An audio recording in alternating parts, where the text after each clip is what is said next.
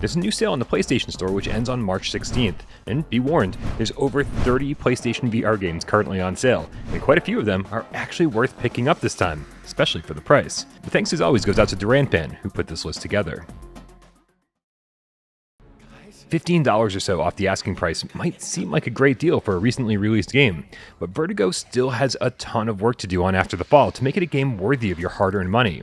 The campaign currently only includes 5 levels, and you'll be playing them over and over, just grinding for weapon upgrades. Thankfully, the 4-player co-op saves the day, but my recommendation is to wait for this one to get a ton more content, and then wait longer, because After the Fall is a $20 game at best. We always recommend Arizona Sunshine when it hits the $12 price point. Sure, it's a little janky, but the straightforward zombie shooting campaign is pretty solid, especially in 2-player co-op, and of course, playing it with the aim controller makes the entire experience more enjoyable. The Dead Man DLC for Arizona Sunshine is exactly what I don't want when it comes to paid DLC. For most of this 90-minute expansion, you'll be retreading the same areas, so there's not much here that you haven't seen before. But it's only $1, so I guess you get what you pay for. The Dam DLC for Arizona Sunshine is a different story altogether. This one takes a couple of hours to get through, takes place in an entirely new location, and has a level of polish that the Dead Man DLC simply didn't. It's a pretty good deal, especially if you're already a fan of the core game.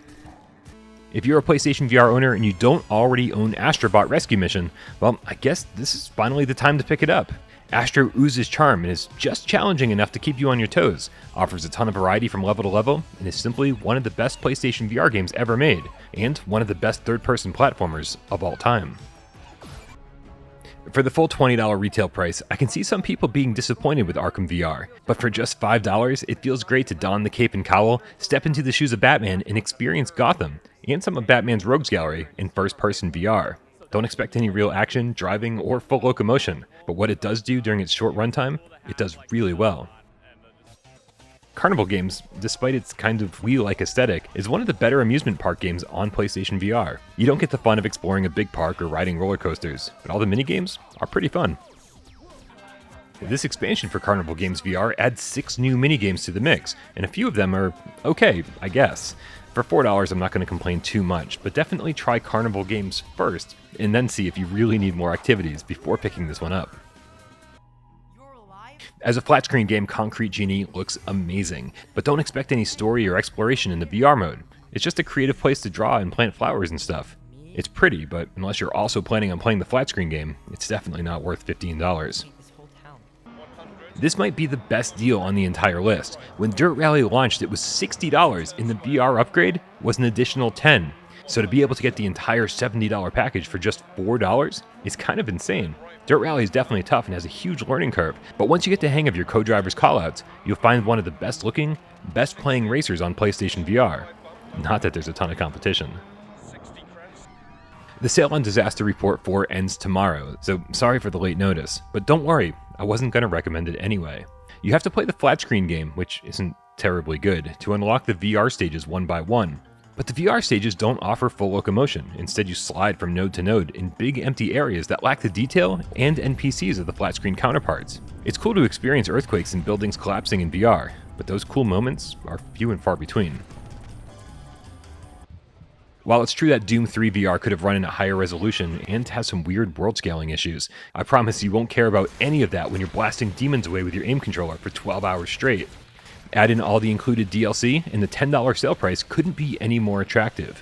Doom 3 appropriately reeks of early 2000s game design, but somehow, it's still so much fun. Doom BFR is kind of all over the place. It's a great Doom game no matter how you slice it, but the overall runtime is a little short, the narrative feels out of place, and the lack of full locomotion or turn buttons on the move controllers was a questionable decision at best. But once you get past all of that, playing with the DualShock 4 or AIM is fast and fluid and delivers exactly what you want. It's a more traditional Doom game than Doom 3 was, and the included classic Doom levels are really fun to experience in VR. If you haven't listened to me yet, you're probably not going to listen to me now, but oh well, let's give it one more shot, I guess. Dreams not only allows you to make your own PlayStation VR games with options for DualShock 4 moves and aim controller, but it also allows you to play games made by other creators. It's pretty much the best reason to own a PlayStation 5 and PSVR at the moment, especially if you're creative, or simply want to appreciate what other creative people have dreamt up. I know Aspire 1 has come a long way since launch. There's no longer mandatory blinders that block your entire view. Button mapping has been improved, and a lot more challenges have been added. For $12, you could certainly do a lot worse, but if you dive in, please keep your expectations low. The non-existent 3D audio for a stealth game is just a complete mess, and really, it's just painfully average all around. Five Nights at Freddy's is essentially just a collection of minigames, but it's also one of the scariest things you can play in a headset. Plus, the concept of possessed Chuck E. Cheese animatronic killer robots stalking you relentlessly is just too good to pass up. Lover or hater, Hatsune Miku is a phenomenon, but that certainly doesn't make her games any good. Project Diva X specifically is more of a VR experience where you watch the performance of her and her band play from different camera angles. So just like Concrete Genie before it, if you're not also playing the flat screen game, you can easily pass on this one. The 4 jobs that Job Simulator offers up, an office worker, convenience store clerk, chef, and mechanic, only take a couple hours to complete. But it's so much fun to experiment and play with stuff in each of these locations that you want to stick around and see everything the game has to offer, and maybe even platinum it if you have the time. It's a launch title, so Job Sim feels a little light on content, but for $13 you'll have fun, and your kid will probably love it. If you have a lot of gamer friends, or really anyone to play couch co-op with you, Keep Talking and Nobody Explodes needs to be in your video game library.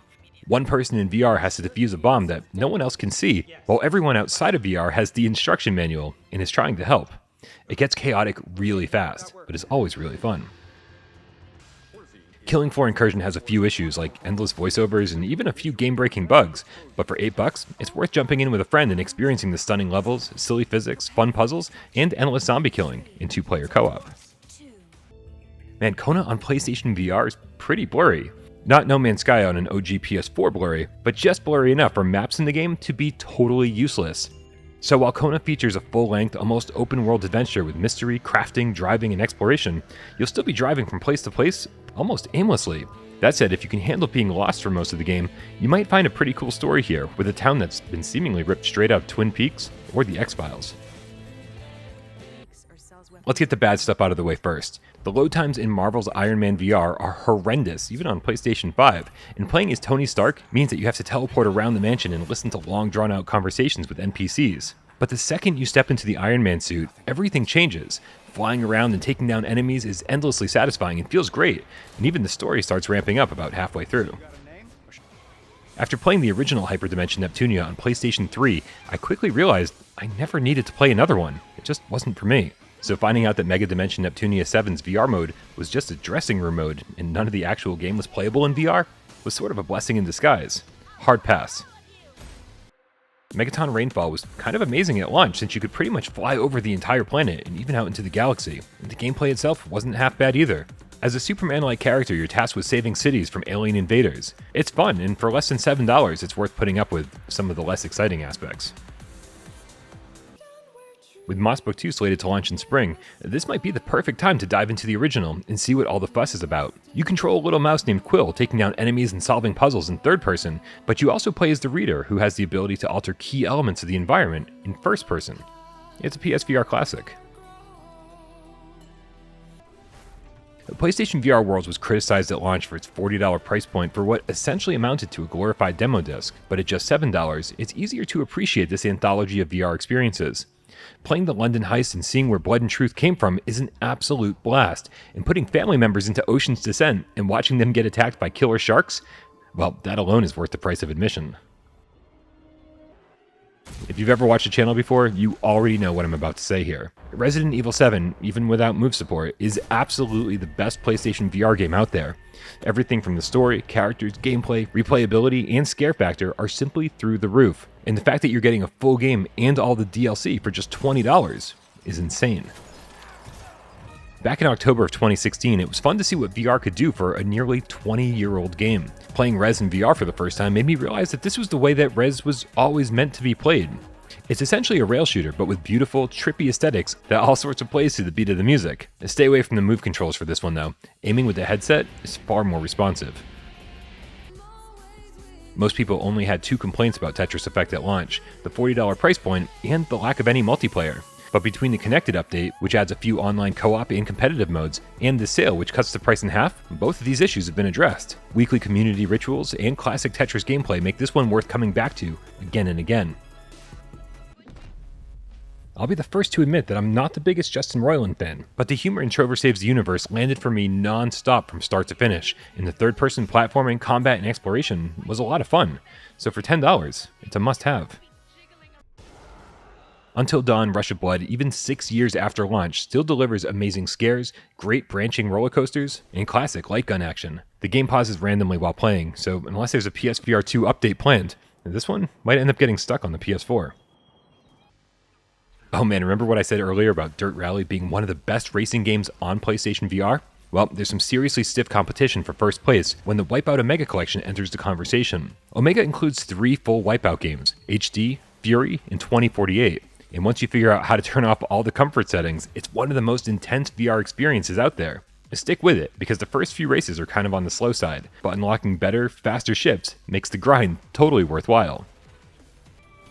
The sale for this one, just like Disaster Report 4, ends tomorrow, so sorry again for the last minute notice. But unlike Disaster Report, you might actually want to pick up Zone of the Enders Mars. It's an upgraded port of the PlayStation 2 classic mech game with a new first-person mode. On the default difficulty, it ends up feeling a bit like a button masher, but apparently there's a lot more skill involved when you play it on the hardest difficulty. The story's good enough, which is more than I can say about Zone of the Enders 1, and definitely worth seeing through to the end.